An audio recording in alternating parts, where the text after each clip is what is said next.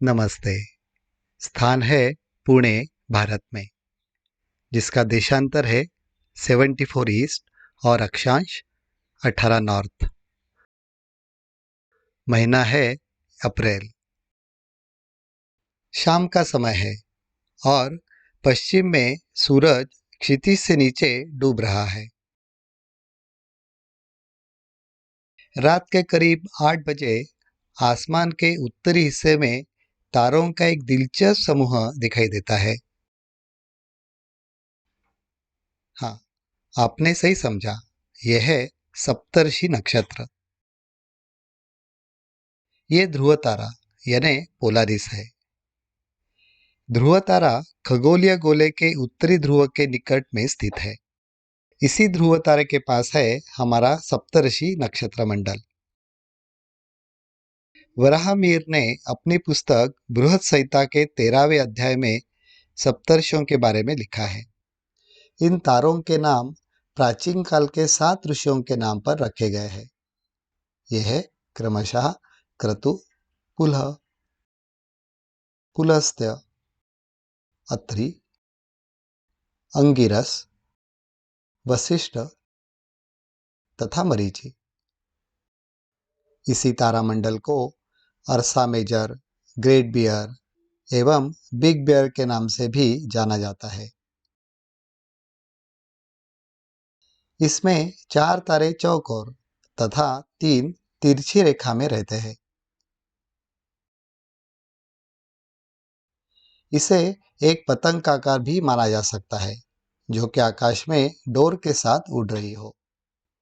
इन तारों को काल्पनिक रेखाओं से मिलाने पर एक प्रश्न चिन्ह का आकार प्रतीत होता है। यदि हम आगे के 2 तारों को जोड़ने वाली पंक्ति को सीधे उत्तर दिशा में बढ़ाए तो ये ध्रुव तारे पर पहुंचती है। ये तारामंडल फाल्गुन से लेकर आषाढ़ तक यानी फरवरी से लेकर जुलाई तक रात्रि के प्रथम तथा द्वितीय प्रहर में भारत के आकाश में स्पष्ट दिखाई देता है। यही सप्तर्षि तारामंडल ध्रुव तारे को खोजने में मदद करता है। प्राचीन समय में जब दिशा ज्ञान करने का यंत्र नहीं होता था, तब ध्रुव तारे की सहायता से ही दिशा का ज्ञान किया जाता था। सप्तर्षि तारामंडल का शीर्षस्थ तारा क्रतु तथा उपंतिम तारा वशिष्ठ दोनों ही स्वयं में युग्म तारे हैं। युग्म तारे 2 प्रकार से भ्रमण करते हैं। एक प्रकार के युग्म तारे में एक तारा दूसरे तारे की परिक्रमा करता है और दूसरे प्रकार में दोनों एक दूसरे की परिक्रमा करते हैं।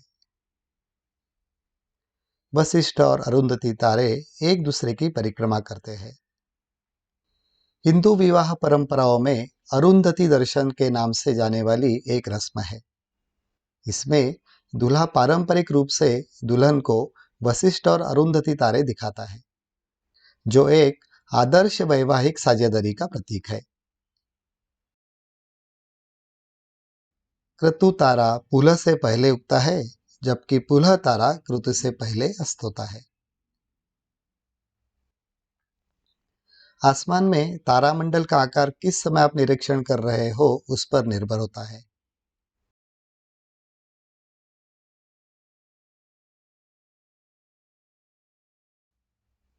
ये तारामंडल विषुववृत्त यानी भूमध्य रेखा के पास कुछ इस तरह दिखेगा। 45 उत्तर अक्षांश के बाद ये तारा समूह हमेशा आसमान में दिखता है, यानी ये सरकम पोलर है।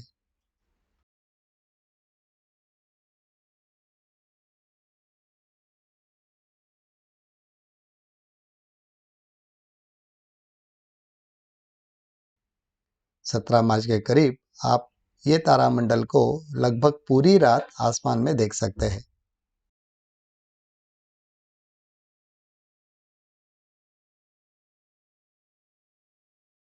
सप्तर्षि के ये 7 तारे हमसे लगभग एक समान दूरी पर न होकर विभिन्न प्रकाश वर्षों की दूरी पर स्थित है। अतः कोई 1 लाख वर्ष बाद सप्तर्षि या ग्रेट बियर का यह रूप नहीं रहेगा, ये बदलता जाएगा। सप्तर्षि तारामंडल के लगभग दूसरी ओर शर्मिष्ठा नक्षत्र है, जिसके बारे में हम अगले वीडियो में जानेंगे। समाप्त करने से पहले इस तारामंडल के तारों के बारे में कुछ तकनीकी जानकारी इस प्रकार है। धन्यवाद।